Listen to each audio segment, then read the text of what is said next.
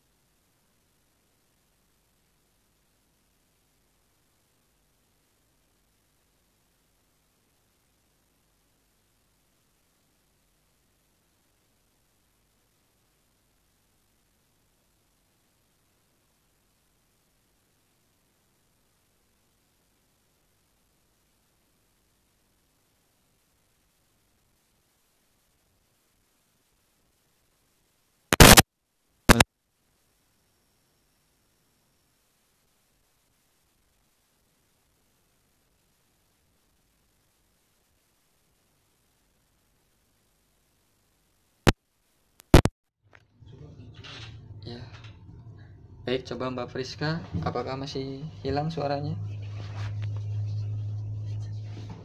Cek. Suaranya nggak muncul ya. Baik, saya cek lagi.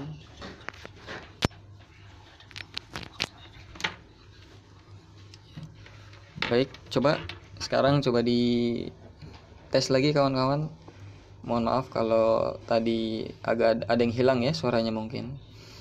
Baik, kalau sudah oke, kita mulai.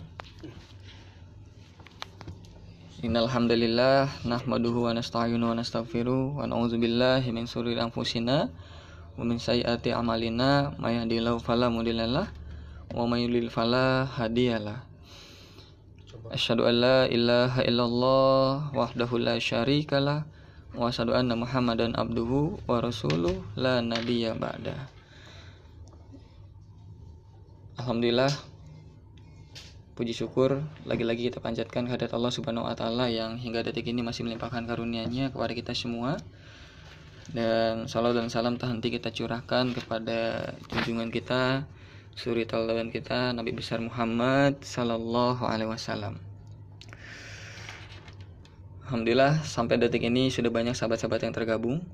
Sambil dibantu share, mudah-mudahan ya kajian hari ini bisa menjadi wasilah kebaikan buat diri kita pribadi minimal dan sebanyak mungkin orang, insyaallah ya.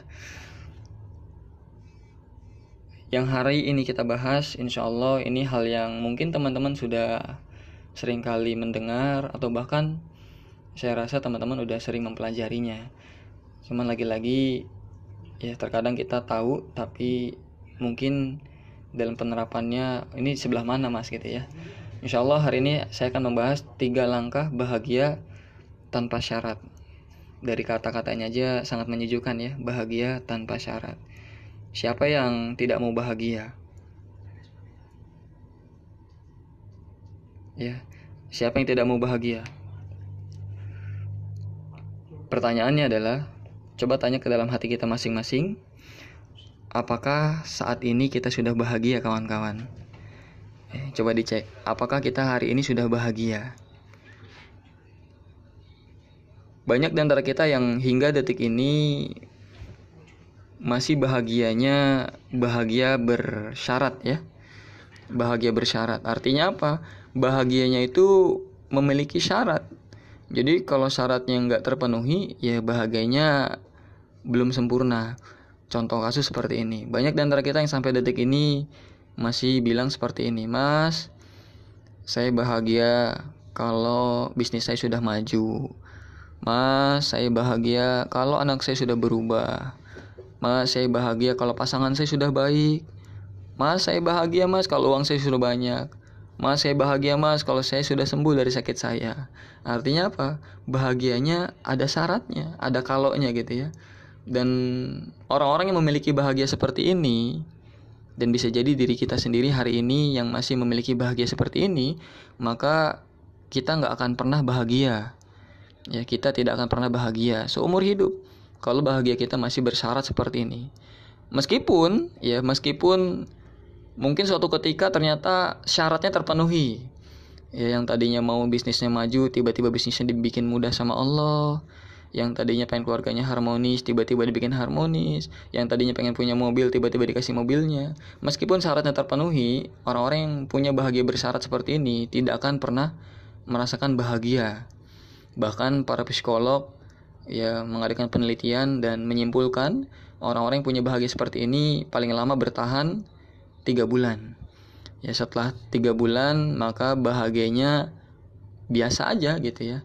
Biasa aja, bahkan nanti syaratnya akan muncul, syarat berikutnya. Ketika syarat yang pertama sudah tercapai akan muncul syarat berikutnya.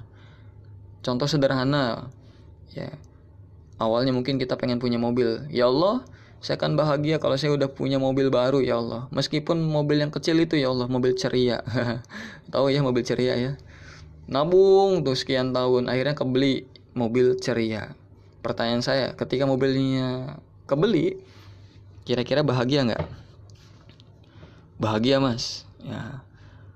Bahkan saking bahagianya, ya masya Allah, setiap 5 menit sekali dicuci. Ya nggak boleh kena debu. bahkan kacanya dielap terus, saking bahagianya. Pertanyaan saya, bahagia yang model seperti ini berapa lama kira-kira? Ternyata paling lama 3 bulan. Setelah 3 bulan, mobilnya yang tadinya luar biasa ternyata menjadi biasa setelah 3 bulan, karena rasanya akan berubah menjadi biasa. Mulailah muncul keluhan-keluhan baru, dan pada akhirnya tidak bisa menikmati yang tadi diraih. Dan pada akhirnya akan muncul syarat berikutnya. Lagi bawa mobil, tiba-tiba jalan di tol, disalip sama Avanza yang agak besar gitu ya bodinya. Ketika disalip, mobilnya goyang kayak gempa bumi gitu ya. Kemudian muncul tuh keluhannya, ya Allah, saya lebih bahagia nih kalau punya mobil yang lebih besar kayak gitu ya Allah. Nah, yang tadinya bahagia hilang tuh. Muncul syarat baru. Mobil yang tadinya berarti menjadi tidak berarti. Dan yang lebih berarti adalah mobil yang berikutnya, syarat berikutnya. Yang tadinya bahagia, tiba-tiba hilang bahagianya. Nabung lagi buat ngejar syarat berikutnya. Kebeli Avanza, apakah bahagia? Ternyata enggak, kawan-kawan. Lagi-lagi setelah 3 bulan, Avanzanya menjadi biasa. Kenapa? Ketika jalan di tol, ternyata Avanza ini satu-satunya mobil yang nggak bisa dibalap, kawan-kawan ya. Kalau teman-teman lewat jalan tol, ini Avanza ini salah satu mobil yang nggak bisa dibalap meskipun dengan Ferrari sekalipun. Kenapa? Karena ketika disalip di depan udah muncul Avanza, disalip lagi ada lagi Avanza di depan, terus ya nggak habis-habis. Artinya apa? Wah, ternyata mas mobil saya mobil sejuta umat. Akhirnya apa, yang tadinya bahagia hilang bahagianya, dan muncul syarat berikutnya. Ya Allah, saya lebih bahagia kalau punya mobil yang sedikit yang punya. Ya minimal Pajero lah, atau Alphard mobil Alphard gitu ya. Alphard adanya. Dan yang seperti ini kawan-kawan tidak akan pernah bahagia. Maka yuk renungkan, apakah kita saat ini memiliki bahagia seperti ini, bahagia yang masih bersyarat. Dan hari ini, kajian hari ini insya Allah saya akan mengajak teman-teman untuk memiliki bahagia tanpa syarat. Kira-kira mau nggak? Kawan-kawan mau nggak hari ini bisa merasakan bahagia tanpa syarat? Ya, bisa berbahagia meskipun syaratnya belum bisa dicapai. Bisa bahagia meskipun bahkan sedang punya masalah. Wah, ini luar biasa, Masya Allah ya. Bisa bahagia meskipun hidup ini sedang susah. Bahkan ketika sedang sakit pun kita masih bisa bahagia. Ya, insya Allah hari ini kan saya share 3 langkah untuk meraih bahagia tanpa syarat ya. Masya Allah. Ini ada Mbak Reni Taufik mau U-nya panjang banget ya. Insya Allah mudah-mudahan Allah ridho, sambil terus minta sama Allah, temani sama Allah. Mudah-mudahan kajian singkat ini membawa kebaikan buat kita semua hari ini ya. Insya Allah, amin. Untuk bisa meraih bahagia tanpa syarat ini, bahkan saat punya masalah pun kita bisa bahagia, maka yang harus kita pahami adalah hakikat masalah itu sendiri dulu. Ya, karena ketika kita keinginannya belum teraih, masalahnya belum selesai gitu ya, otomatis menjadi sebuah masalah dalam kehidupan. Maka yuk, sebelum kita bahas langkah-langkahnya, kita kenali dulu masalah itu sendiri. Pahami dulu apa itu masalah. Ini sudah dibahas di private class PPA ya, secara detail, bahwa ternyata Bapak Ibu, kawan-kawan semua yang dirahmati Allah, bahwa sadarilah bahwa ternyata masalah itu adalah tanda cinta Allah kepada seorang hamba. Siapa yang hari ini masih punya masalah? Coba ngangkat tangan. Ya, nggak kelihatan ya. Tapi Bapak Ibu coba, siapa yang hari ini masih merasa punya masalah?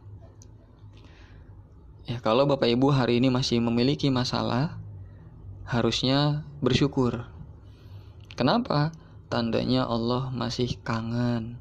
Tandanya Allah masih sayang. Allah pengen mendengarkan rintihan doa-doa kita. Allah pengen mendengarkan sujud kita, ibadah kita.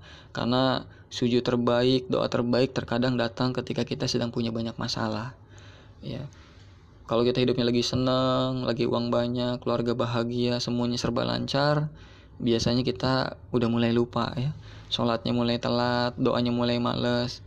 Coba renungkan ya. Seringkali kita berdoa hanya ketika minta, atau kita berdoa ini hanya saat punya masalah. Ya Allah, cepetin masalah saya, ya Allah, kelarin ya Allah. Tapi ketika masalahnya selesai, kira-kira masih berdoa nggak sama Allah? Ya, itu pertanyaannya. Maka kalau teman-teman saat ini masih memiliki masalah, ya langkah awalnya adalah bersyukur dulu ya, karena Allah Maha Cinta. Ya, Allah sayang sama kita. Bahkan dalam sebuah hadis riwayat Bukhari, Allah mengatakan dalam hadis ini ya, Abu Hurairah radhiyallahu anhu, sesungguhnya Nabi Shallallahu Alaihi Wasallam menyampaikan, ya, bersabda bahwa kata Allah, siapa yang Allah kehendaki kebaikan atas dirinya, maka Allah menimpakan musibah kepada dirinya. Perhatikan kalimatnya ya. Siapa yang Allah kehendaki kebaikan atas dirinya, maka Allah menimpakan musibah kepadanya. Kalau diperhatikan dari kalimat ini, yang namanya musibah ternyata kebaikan atau keburukan kira-kira kawan-kawan. Ya, ternyata jelas ya dari hadis ini, masalah itu merupakan kebaikan dari Sang Maha Kasih, dari Sang Maha Cinta, yaitu Allah Subhanahu wa Ta'ala kepada seorang hamba. Terkadang Allah tuh pengen menaikkan derajat hambanya, Allah tuh pengen menggugurkan dosa-dosanya ya dengan masalah ini. Ya, bahkan ketika masalah ini datang dan kita bisa merasakan cinta di balik masalah kita, kawan-kawan semua, sahabat-sahabatku, pada akhirnya masalah tidak lagi jadi masalah. Ya, ketika kita bisa merasakan cinta di balik masalah kita, cinta Allah tentunya, maka masalah tidak lagi jadi masalah. Inilah yang dirasakan oleh Nabi Ayub. Ya, Nabi Ayub masalahnya kurang berat apa? Bertubi-tubi, bahkan begitu berat masalahnya. Tapi di setiap masalahnya, Nabi Ayub tidak pernah mengeluh sama Allah, tidak pernah komplain sama Allah. Bahkan di setiap masalahnya, Nabi Ayub hanyalah bersyukur kepada Allah. Ya Allah, alhamdulillah, alhamdulillah, alhamdulillah. Pertanyaan saya, Bapak Ibu, sahabat-sahabatku dimanapun Anda berada, masalah kita ada nggak yang lebih berat dari Nabi Ayub hari ini? Ada nggak kira-kira? Pertanyaannya adalah, ketika kita punya masalah hari ini, banyakan mana ngeluhnya atau bersyukurnya? Padahal jangan-jangan masalah itu adalah cara Allah untuk menghapuskan dosa-dosa kita, cara Allah untuk menaikkan derajat kita di hadapannya Allah. Pertanyaannya adalah, sudahkah menyadari bahwa ternyata masalah itu adalah tanda cintanya kepada seorang hamba? Ya, di kelas PPA kita sudah belajar, ketika masalah datang, ya, merasalah dicintai. Meskipun itu bentuknya ujian ataupun azab ya, masalah itu bisa datang dalam dua jalur. Bisa sebagai ujian sebagai hamba yang bertakwa, atau sebagai azab, peringatan bagi hamba yang mungkin sebelumnya melanggar. Ya, maka ketika masalah ini datang, jangan sibuk nyari solusi dulu, tapi bacalah pesan cintanya. Cari hikmah di balik masalah Anda, masalah kita. Ya, kenapa ya Allah kirim masalah ini dalam hidup saya? Kenapa ya Allah membawa saya dalam keadaan situasi seperti ini? Apa ya tujuannya? Karena Allah tidak pernah menzolimi hambanya. Pasti ada maksud tertentu dan pasti itu yang terbaik. Ya, lagi-lagi itu pasti yang terbaik. Ada 3 tanda cinta Allah kepada seorang hamba. Saya akan bahas ya, ada 3 tanda cinta Allah kepada seorang hamba. Yang pertama, ketika hamba ingin melakukan sebuah dosa, ketika kita ingin melakukan sebuah kesalahan, sebuah maksiat, tiba-tiba Allah gagalkan. Ya, coba kawan-kawan, pernah nggak digituin sama Allah? Renungkan coba. Ketika kita ingin melakukan sebuah dosa, sebuah maksiat, sebuah pelanggaran gitu ya, tiba-tiba di tengah jalan Allah gagalkan rencana kita. Pernah nggak kayak gitu? Ya, mungkin ingin mengambil hak orang lain, tiba-tiba dipergoki oleh orang lain dan akhirnya kita terhalang untuk melakukan dosa itu. Atau ingin melakukan hal yang lain mungkin, ya intinya ada sebuah peristiwa yang akhirnya kita nggak jadi melakukan itu. Ternyata kawan-kawan, itu adalah tanda cinta Allah kepada kita. Allah lagi jagain kita dari perbuatan dosa dengan caranya, ya tentunya dengan cara-cara Allah. Yang tadinya kita mungkin harus melakukan kesalahan, tapi Allah gagalkan kesalahan kita. Itu adalah tanda cinta Allah. Jadi tanda cinta Allah yang pertama adalah ketika kita ingin melakukan sebuah dosa, tiba-tiba ada yang ngingetin, ada yang menggagalkan, dan akhirnya kita tidak melakukan itu. Ketahuilah kawan-kawan, sadarilah bahwa itu sesungguhnya Allah. Allah yang menggagalkan kita untuk melakukan dosa. Allah yang jagain kita dari perbuatan dosa. Tanda cinta yang kedua. Ya, tanda cinta yang kedua. Ketika kita ingin berbuat kebaikan, ya, ketika kita ingin melakukan sebuah kebaikan, punya niat baik kepada seseorang, ternyata dimudahkan sama Allah jalannya. Ya, dimudahkan, diberikan jalannya, diberikan rezekinya. Dan ternyata ini adalah tanda cinta Allah kepada hambanya. punya niat umrohin orang tua misalkan ya. Ya Allah, tahun ini saya pengen umrohin orang tua, ya Allah, izinin hamba ya Allah. Tiba-tiba rizkinya datang, jualannya laris, usahanya disuksesin sama Allah, akhirnya punya rizki. Dan masya Allah, mungkin di tahun ini sudah ada yang mendaftarkan orang tuanya ya untuk umroh bareng nanti insya Allah. Dan mudah-mudahan nih teman-teman juga yang punya niat baik, Allah akan mudahkan juga jalannya insya Allah ya. Amin, insya Allah, amin. Dan ternyata ketika kita punya niat baik dan dimudahkan sama Allah, itu juga tanda cinta Allah. Punya uang banyak, bingung nih mau ngapain lagi ya, pengen sedekah, bingung mau nyari siapa yang bisa dibantu. Tiba-tiba ada saudara yang nelpon minta bantuan kita. Mas, boleh pinjem uangnya nggak mas? Sekian ribu aja mas, kebetulan anak mau sekolah, belum beli sepatu, belum beli sendal gitu ya. Ternyata Allah berikan kita kesempatan untuk menyalurkan rezeki kita ya, untuk di jalan kebaikan, dan itu nanti berlipat ganda. Ternyata itu kebaikan dari Allah ya. Kita berdakwah pun ya, kami di PPA lagi-lagi ya, masya Allah, saya bersyukur bisa berkumpul dengan teman-teman terbaik, sahabat-sahabat terbaik ya, terutama Mas Randy, Mas Oni, Mas Elmi, yang dari dulu menemani perjalanan hidup saya dan penguat saya dalam menempuh cintanya ya, masya Allah. Mas Randy seringkali mengingatkan kita ini jadi trainer bukan karena kita ini udah soleh, udah baik, udah pinter ya, bukan karena kita udah luar biasa, tapi kita ini jadi trainer karena Allah kasihan aja sama kita. Allah tuh bingung sama kita, ngelihat kita ini banyak dosanya, ngelihat kita ini amalnya masih sedikit, maka Allah berikan kesempatan untuk berbuat amal kebaikan. Allah berikan kesempatan untuk mengubur dosanya dengan cara ya menyampaikan kebaikan dengan cara jadi trainer ini. Ya kita menyadari itu, kita ya masya Allah, Allah maha baik ya. Ketika kita ingin berhijrah, kemudian ditemui dengan orang-orang yang luar biasa, dengan guru-guru yang bisa membawa kita untuk hijrah lebih baik ya, untuk kuat di jalannya apapun godaannya. Ketika kita ingin keluar dari sebuah maksiat, ditemukan dengan sahabat-sahabat terbaik yang bisa menguatkan, ditemukan dengan pasangan hidup yang terbaik, yang ternyata bisa menyemangati terus setiap detiknya, masya Allah ya. Dan ini adalah kebaikan dari Allah.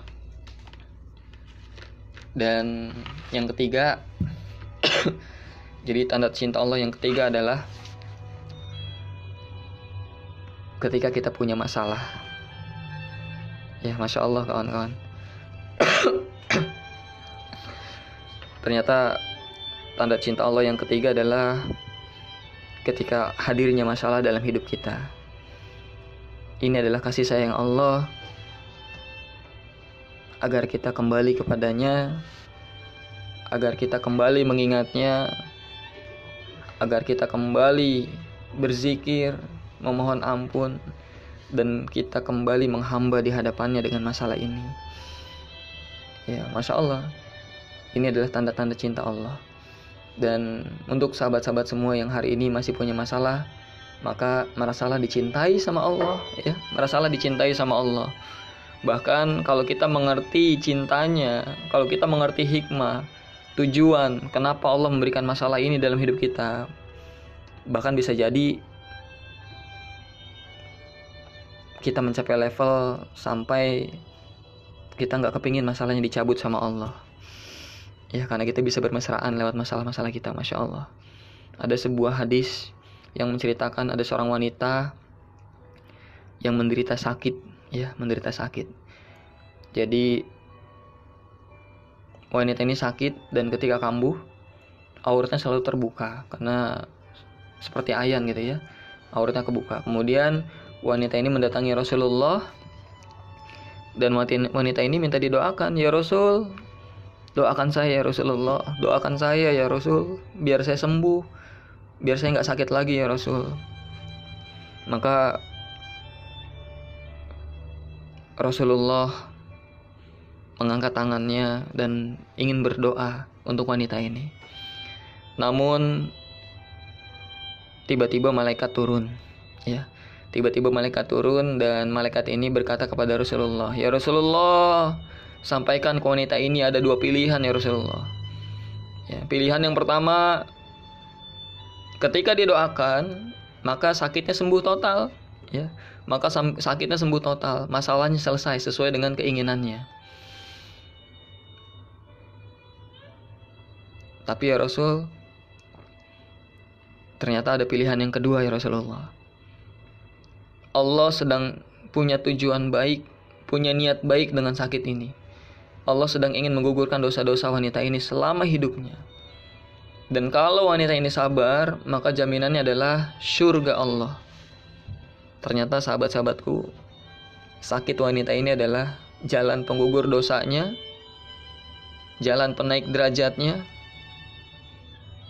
dan pada akhirnya masalahnya adalah sebagai tiket surganya untuk meraih cintanya. Dan di hadis itu, kira-kira sahabat-sahabat semua, pada akhirnya setelah wanita ini mengetahui hikmah dari sakitnya, pada akhirnya wanita ini milih yang mana kira-kira? Ada yang tahu gak sahabat-sahabat? Milih sembuh atau milih tetap sakit? Pilih yang pertama atau yang kedua kira-kira? Ternyata kawan-kawan, di hadis itu, setelah wanita itu tahu bahwa masalahnya adalah tanda cinta Allah, akhirnya wanita itu pilih yang mana? Pilih nomor 2. Ya Rasulullah, kalau emang itu tujuan Allah, maka gak apa-apa ya Rasul, saya tetap sakit ya Rasul, gak apa-apa ya Rasul. Gak ya Rasul, gak apa-apa ya Rasul, saya tetap sakit. Kalau emang itu tujuan Allah ya Rasul, saya ikhlas ya Rasul. Dan sampai akhir hayatnya wanita ini gak sembuh dari sakitnya. Tapi bedanya wanita ini gak mengeluh lagi, sahabat-sahabat semua. Wanita ini menjalani sakitnya dengan penuh kebersyukuran. Kenapa? Karena dia merasakan cinta di balik masalahnya. Dan coba ya, coba sahabat-sahabat semua renungkan hari ini. Seandainya masalah yang Allah hadirkan hari ini dalam hidup kita ternyata punya tujuan yang sama, punya maksud yang sama, punya visi yang sama.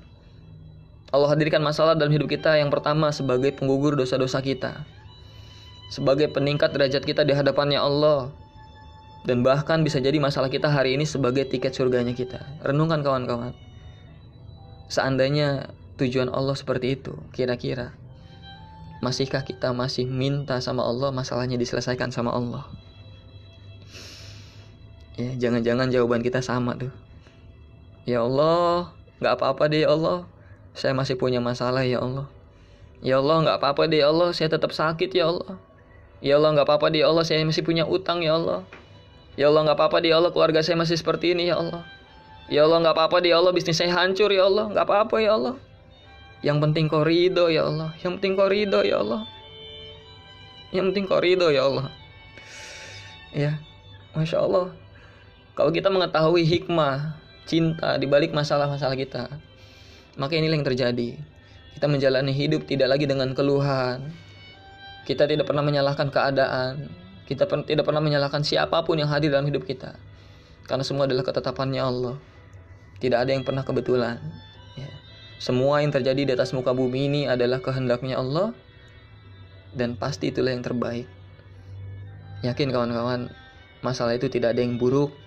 Masalah itu adalah kebaikan dari Sang Maha Baik, karena Allah ingin yang terbaik buat hambanya, ya, ingin memberikan surganya. Masya Allah ya. Saya kalau membahas masalah ini aja kadang suka bercermin ya. Ternyata Allah begitu cinta kepada diri ini yang mungkin selama ini tanpa sadar kita seringkali banyak mengeluhnya dibanding syukurnya. Ya Allah terlalu maha lembut. Allah tuh maha lembut. Saking lembutnya seringkali disalahpahami oleh hambanya. Allah jahat, Allah gak adil, Allah kejam, Allah gagalin bisnis saya, gitu ya. Allah jahat. Tapi Allah bilang gak apa-apa, gak apa-apa. Yang penting kamu selamat. Ya, yang penting kamu selamat. Cuman itu yang Allah pengen dari kita, sahabat-sahabat semua. Dengan masalah itu nggak ada yang buruk.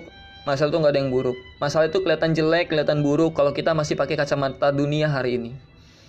Ya, kawan-kawan, kalau kita masih pakai kacamata dunia hari ini, maka masalah itu nggak ada yang enak. Karena kenikmatan hidup hanya diukur dari kenikmatan dunia. Pencapaian hidup hanya diukur dengan pencapaian dunia.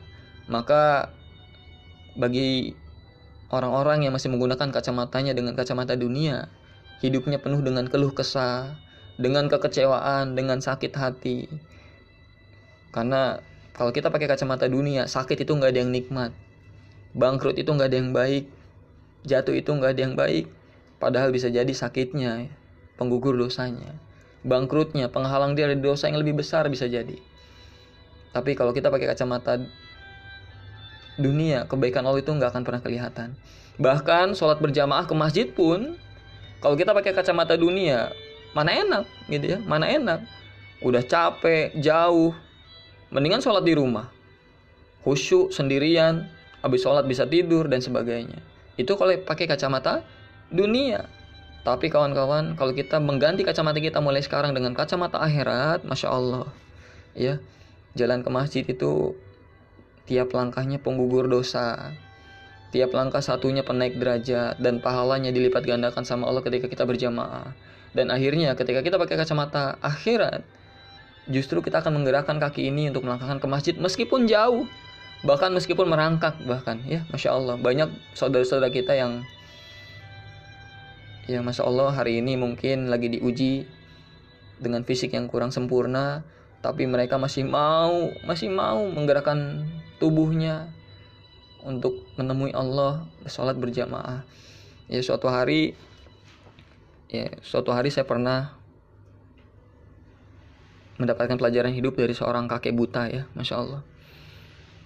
Ketika ngisi di Pohuwato, saya ingat banget ya, tiba-tiba sahabat saya, Ustadz Luki,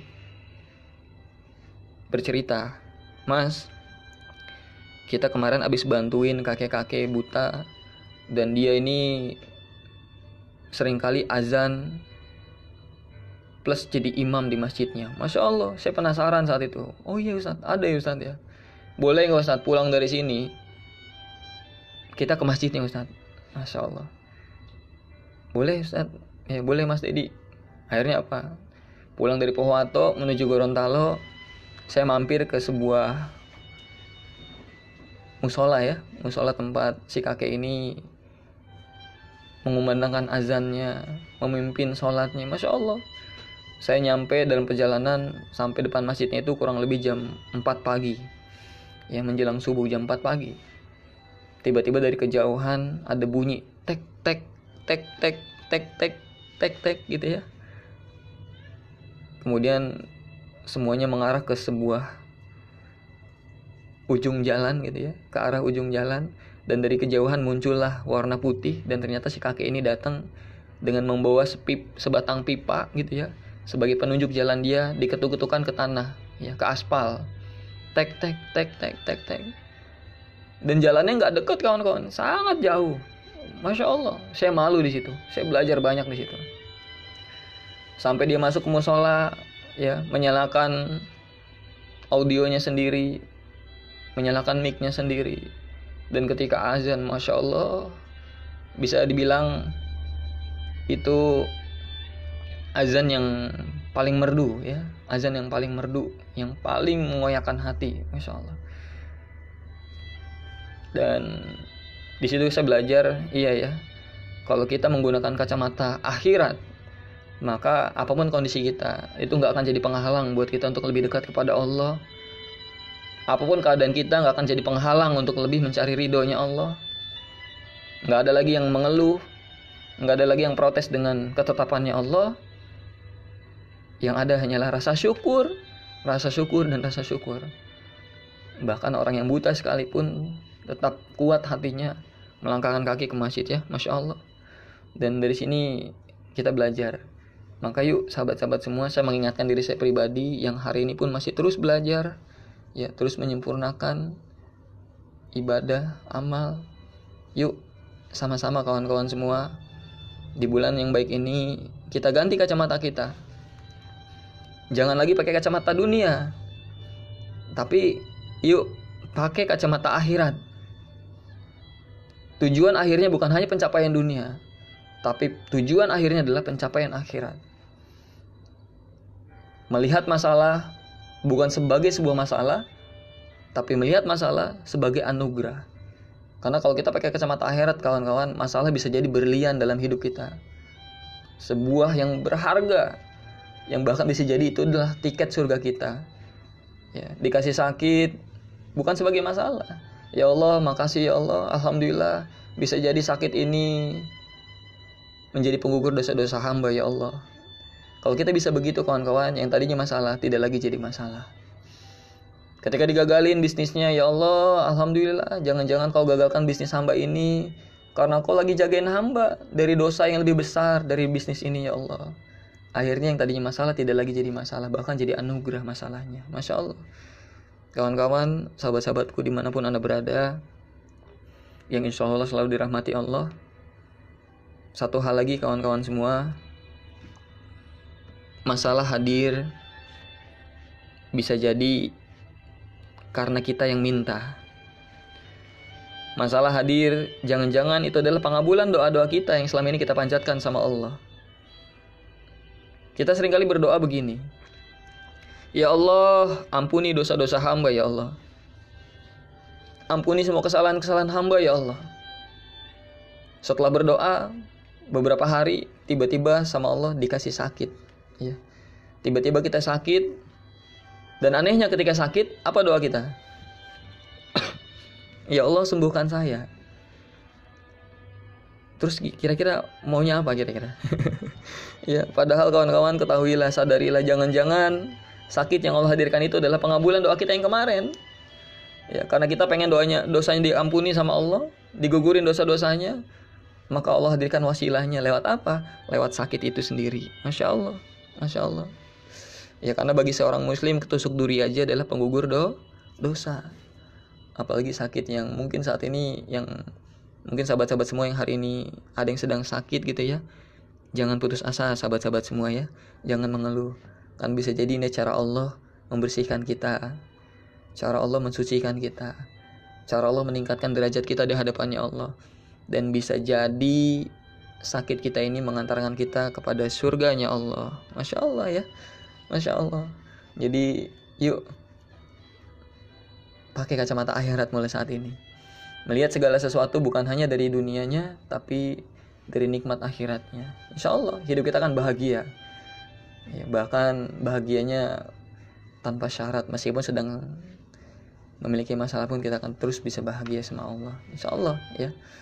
Jadi masalah adalah tanda cinta Allah kepada seorang hamba ya, bukan kejahatan Allah, tapi kebaikan dari Allah ya, kasih sayang dari Allah agar kita kembali menghamba di hadapannya.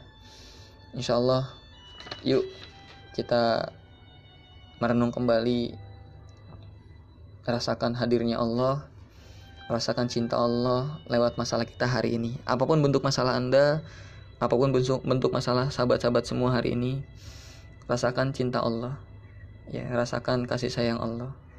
Jangan-jangan ini adalah yang terbaik dan tiket surga kita ya, insya Allah. Alhamdulillah, bahagia sekali saya. Nggak tahu ya, kalau ketemu teman-teman PPA tuh seneng gitu ya, walaupun dengan media online seperti ini bahagia, karena yang menguatkan diri ini untuk terus di jalan ini gitu ya. Ya kawan-kawan semua yang hadir hari ini, yang mohon doanya terus ya, saling mengingatkan, saling menguatkan. Bahkan kemarin ketika di Lumajang mengadakan sedekah akbar 1000 anak yatim ya, Masya Allah, memang cara melembutkan hati adalah menemui anak yatim itu ya, Masya Allah. banyak sekali pelajaran yang saya dapat ketika kemarin di dipertemukan Allah dengan anak-anak yatim, sahabat-sahabat terbaik. Ya, Masya Allah, pelajaran hidup. Jadi bersyukur teman-teman semua berada di komunitas ini, komunitas yang baik. Mudah-mudahan komunitas ini bisa terus menjadi wadah kita untuk mencari ridhonya, dan kita bisa sama-sama nanti reuni akbar di surganya ya, insya Allah. Jadi itu yang pertama yang saya bahas adalah tentang hikmah dari masalah.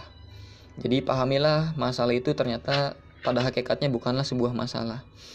Ini ada yang bertanya ya, Masya Allah. Mas, kalau anak yang sakit gimana mas? Ya,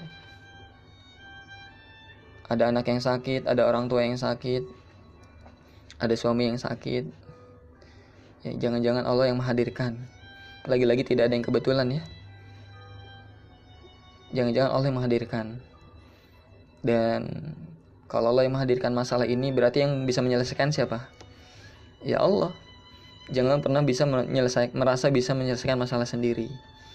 Maka bawa masalah kita kepada Allah. Selalu bawa kita masalahnya ini kepada Allah. Selalu bawa. Ketika anak sakit, maka yuk baca pesan cintanya. Kenapa ya Allah hadirkan ini? Karena jangan-jangan ketika kita dihadirkan, ya bisa anak yang sakit, anak yang belum sesuai dengan harapan, bisa jadi itu adalah ladang pahala buat orang tuanya di dunia ini. Ya, sebagai ladang keikhlasannya, sebagai ladang kesabarannya merawat anak, ketulusannya dalam berbuat baik semata karena Allah.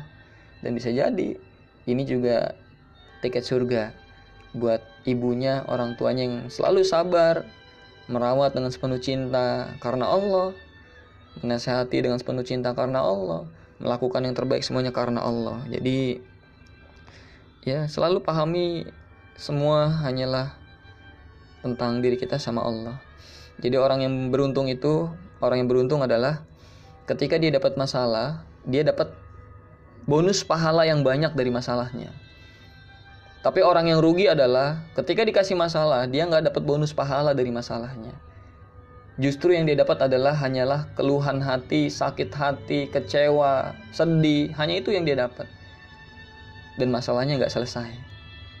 Maka ketika dikasih masalah, yang pertama adalah raih pahala, bonus pahala dari masalah ini. Karena hakikatnya masalah adalah untuk menaikkan derajat kita. Nanti kita bahas ya di sesi berikutnya. Jadi di sesi awal ini saya ingin mengajak kawan-kawan untuk memahami dulu bahwa ternyata pada hakikatnya masalah adalah kebaikan dari Allah, tanda cinta dari Allah kepada hambanya. Nah, setelah kawan-kawan bisa merasakan cintanya di balik masalah ini, maka kita akan mulai masuk kepada inti pembahasan kita hari ini. Apa inti pembahasan kita hari ini? Yaitu 3 langkah agar kita bisa merasakan bahagia tanpa syarat. Masya Allah ya. Alhamdulillah. Bahagia tanpa syarat. Yang pertama, langkah pertama adalah ikhlas atau ridho menerima semua ketetapannya Allah.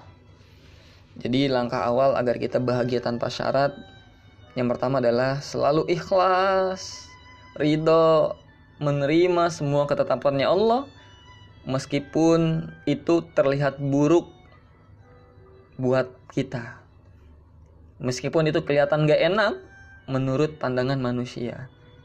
Tapi sadari kawan-kawan, pasti itulah yang terbaik dari Sang Maha Cinta. Ya, ikhlas, ridho menerima setiap ketentuan Allah, apapun bentuknya hari ini. Jadi diibaratkan sebuah danau. Jadi ada danau, ada gelas. Dua-duanya bisa menampung air, betul nggak? Danau ini bisa menampung air, gelas pun bisa menampung air. Tapi bedanya di mana? Jumlahnya.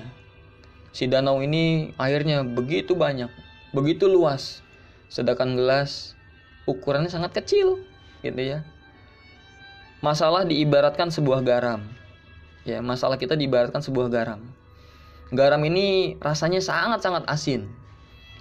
Ketika garam ini dimasukkan ke dalam segelas air, ke dalam gelas gitu ya yang berisi air, maka bagaimana rasa airnya? Sangat asin gitu ya, akan terasa asin. Tapi kalau garam ini dengan jumlah yang sama ditaruh di dalam sebuah danau gitu ya. Garam dengan jumlah yang sama ditaruh di sebuah danau, kita aduk-aduk danaunya, kemudian kita minum airnya, kira-kira rasanya apa? Ternyata asinnya nggak berasa sama sekali. Asinnya tidak terasa. Kawan-kawan, masalah diibaratkan garam. Kelihatan nggak enak, kelihatan asin, berasa asin gitu ya, berasa nggak enak. Kenapa? Karena kita menerima dengan hati yang sempit. Kita seringkali nggak ikhlas, nggak ridho sama ketetapannya. Ini yang buat hati kita akhirnya susah, ya, gelisah, menderita, bahkan seringkali komplain sama Allah. Maka langkah awalnya adalah, yuk kawan-kawan, luaskan hati kita hari ini seluas danau, seluas-luasnya, sehingga seberat apapun masalah kita, pada akhirnya nggak akan berasa asin dalam hati kita, karena hati kita ridho, ikhlas, menerima ketentuannya Allah, gitu ya. Jadi luaskan hati kita, lapangkan hati kita.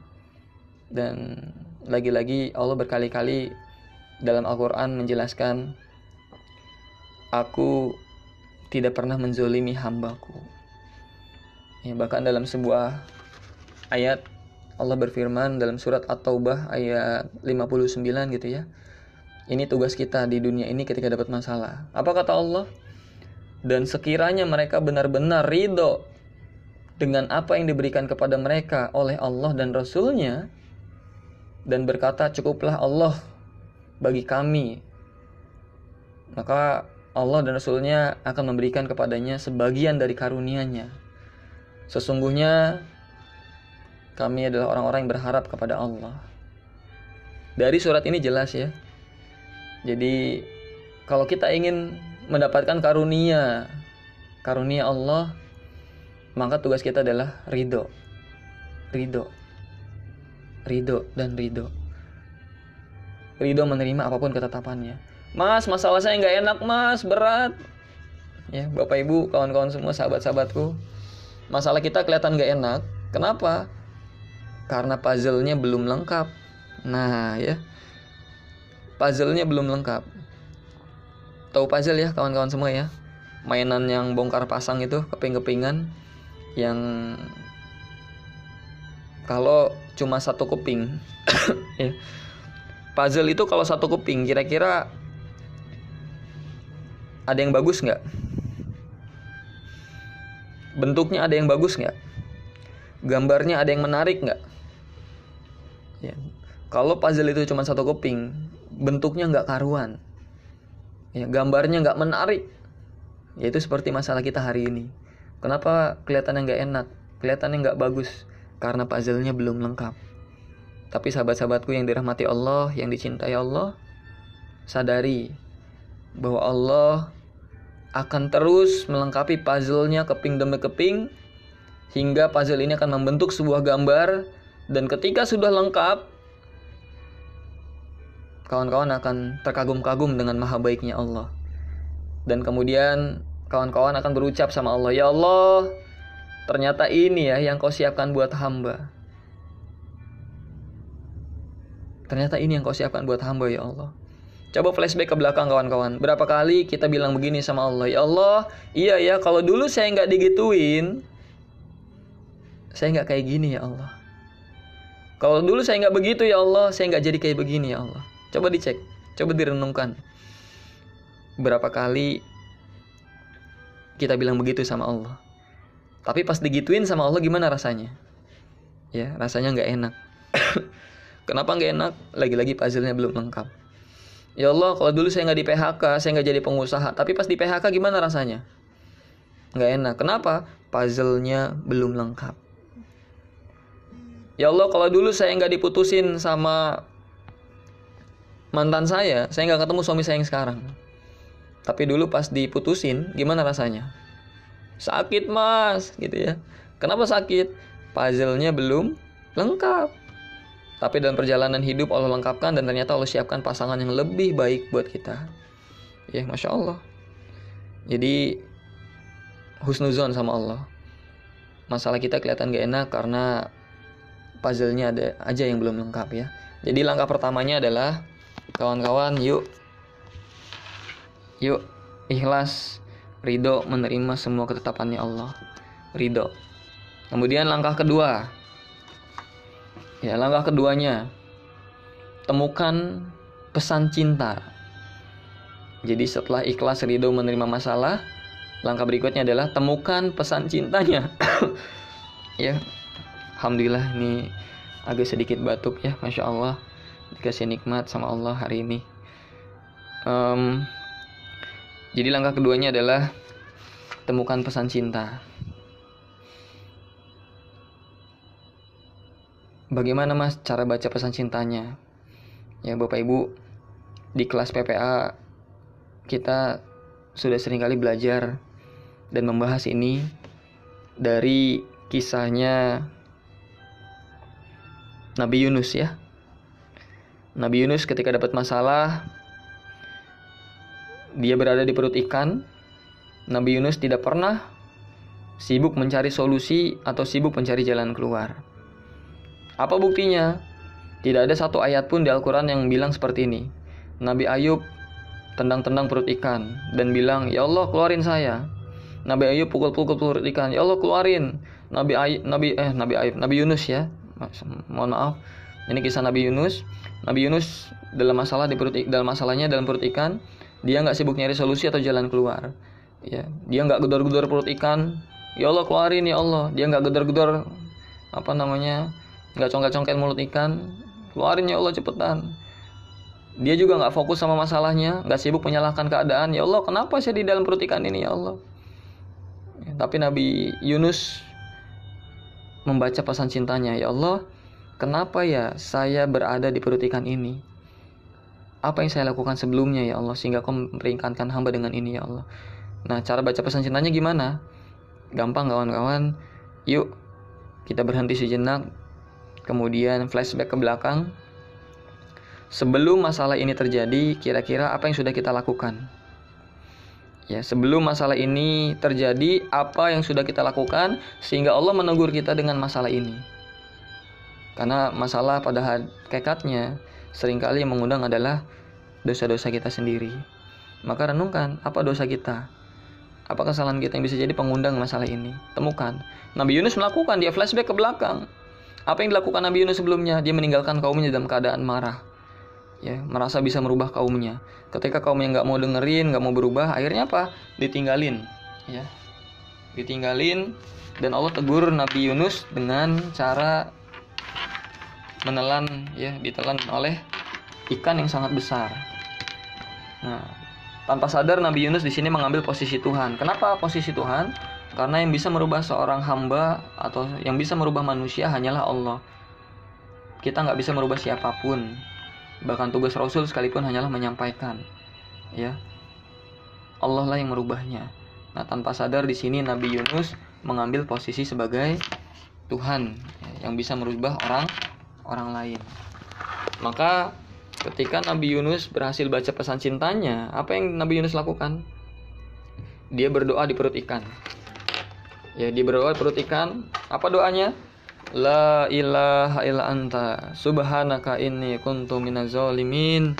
Ya Allah, tiada Tuhan selain Engkau ya Allah, Maha suci Engkau ya Allah, dan aku ini orang-orang yang zalim. Kira-kira kenapa kok Nabi Yunus doanya seperti itu? La ilaha illa anta, ya Allah, tiada Tuhan selain Engkau ya Allah. Kenapa bilang seperti itu? Karena Nabi Yunus sebelumnya merasa jadi Tuhan. Ya, ini adalah doa pertobatan. Doa pengakuan dosa, bahwa sesungguhnya sebelumnya Nabi Yunus merasa menjadi Tuhan gitu ya. Nah, ketika Nabi Yunus berhasil baca pesan cintanya, yang namanya solusi, yang namanya jalan keluar, Allah akan hadirkan kawan-kawan. Allah akan tunjukkan jalan keluar. Maka ketika dapat masalah, yuk merenung sejenak. Kemudian tanya ke dalam hati, kira-kira sebelumnya apa ya yang sudah saya lakukan sehingga Allah negur saya dengan masalah saya yang ini gitu ya. Seperti itu kawan-kawan semua. Dan ya, alhamdulillah.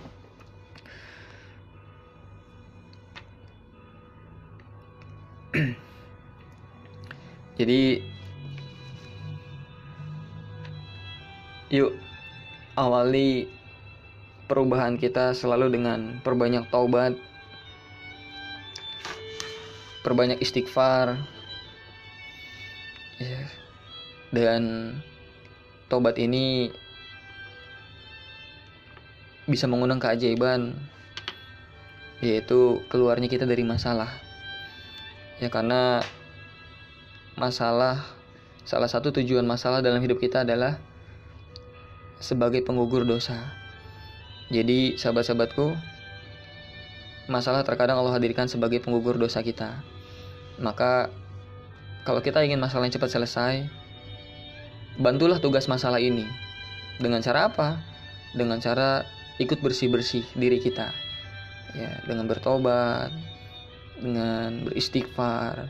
Ibarat ada seorang anak yang dimandiin ibunya, ketika dimandiin, ketika dibersihin, maka jangan berontak, jangan gak terima, ya harus menerima, harus ikhlas dulu, ridho dimandiin, biar proses pemandiannya bersih. Kalau berontak, proses pemandiannya maka akan semakin lama gitu ya. Nah, ketika dimandiin, apa yang si anak harus lakukan? Ikut bersih-bersih. Ibunya nyiramin, anaknya nyabun-nyabun gitu ya, ikut sabunan, ikut nyiramin. Sama dengan kita, ketika kita dibersihkan sama Allah lewat masalah ini, maka tugas kita adalah ya ikut bersih-bersih dengan taubat kita. Nah, semoga taubat kita, taubat yang nasuha, sungguh-sungguh, istighfar yang terbaik, ini bisa menjadi wasilah kita untuk keluarnya kita dari permasalahan hidup ini gitu ya. Jadi terkadang sakitnya kita, bisnisnya kita, itu gelapnya kita jauh lebih baik, ya jauh lebih baik ketika itu semua bisa membuat kita lebih dekat kepada Allah dibanding sebaliknya, sehatnya, kayanya kita, jayanya kita yang bikin kita jauh dari Allah. Itu adalah musibah yang sesungguhnya. Ya, itu yang kedua ya kawan-kawan. Jadi yang pertama adalah ridho, yang kedua adalah temukan pesan cintanya. Nah, Masya Allah. Kemudian yang terakhir, langkah ketiganya adalah agar kita bisa menjadi orang-orang yang bahagia tanpa syarat. Langkah ketiganya adalah syukur. Ya, bersyukur. Syukur, lagi-lagi kalimat yang kelihatannya sederhana tapi tak semudah ya dalam mengucapkannya. Lagi-lagi coba kita merenung. Tadi pagi saja, ketika kita mengawali hari ini dengan membuka mata, dengan menghirup udara, coba renungkan, lebih banyak mana bersyukurnya atau mengeluhnya? Lebih banyak mana mikirin masalahnya atau mikirin nikmatnya?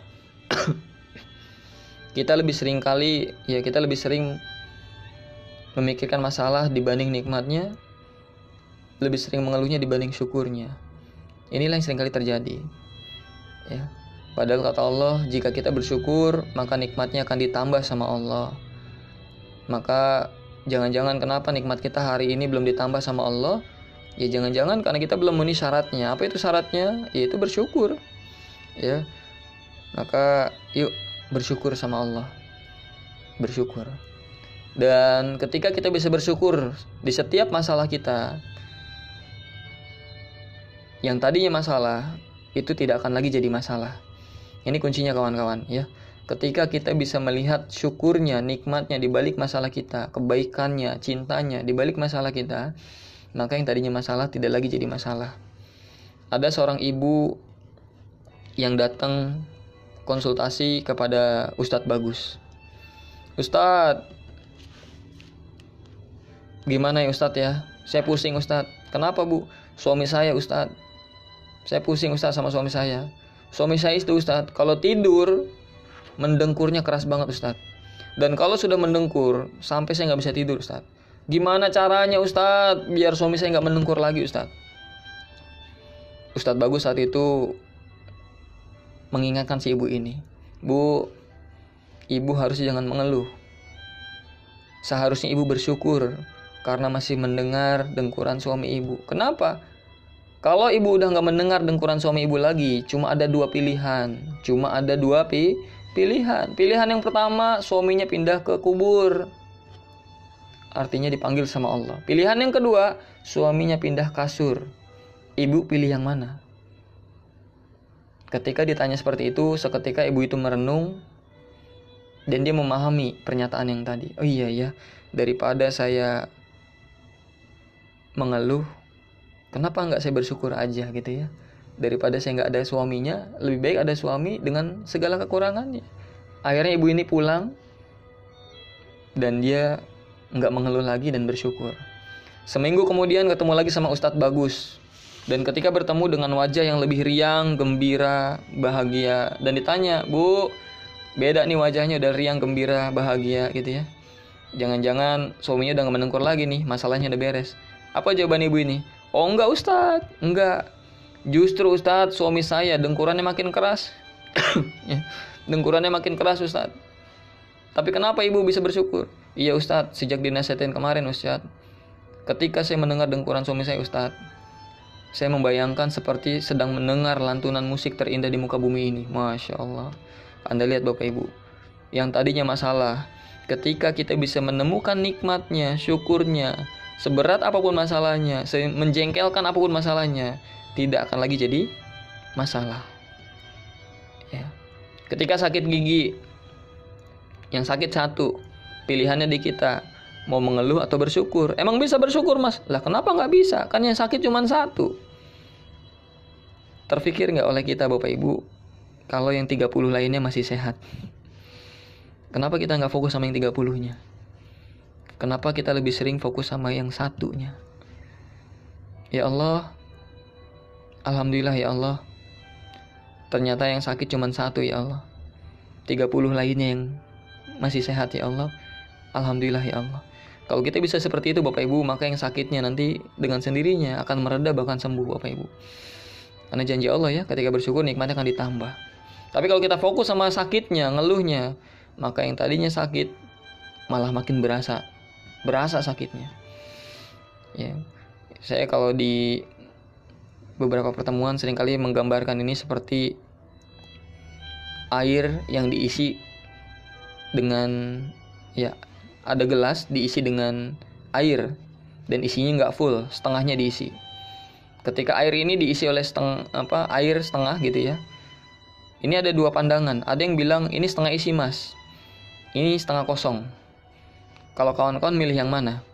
Ya kalau ada gelas diisi dengan air setengahnya, kira-kira ini disebut setengah isi apa setengah kosong kira-kira? Ada yang punya pendapat nggak? Ya, ada yang bilang setengah isi mas, ada yang bilang setengah kosong. Kira-kira benar yang mana? Mana yang benar? Setengah isi apa setengah kosong? Ini satu masalah yang sama, dua sudut pandang yang beda. Kalau saya bilang setengah isi, benar nggak kira-kira? Betul. Faktanya begitu nggak? Oh iya, faktanya begitu. Dan saya nggak bohong. Kalau saya bilang setengah kosong, betul nggak? Betul juga. Faktanya begitu, dan saya tidak bohong. Tapi yang benar yang mana? Coba perhatikan sahabat-sahabat semua. Satu permasalahan yang sama, dua sudut pandang yang beda. Dan pada akhirnya, bedanya di mana? Di nasib orangnya. Di nasib orangnya. Orang-orang yang selalu melihat segala sesuatu dari sisi lebihnya, dari sisi baiknya, dari sisi syukurnya, ini hidupnya lebih bahagia, lebih bersyukur, dan biasanya hidupnya lebih sukses. Tapi orang-orang yang melihat segala sesuatu dari sisi kosongnya, dari sisi kurangnya, dari sisi ngeluhnya, maka ini hidupnya lebih menderita, dan biasanya hidupnya tidak pernah sukses. Coba lihat gelas tadi, sama kayak masalah kita ya.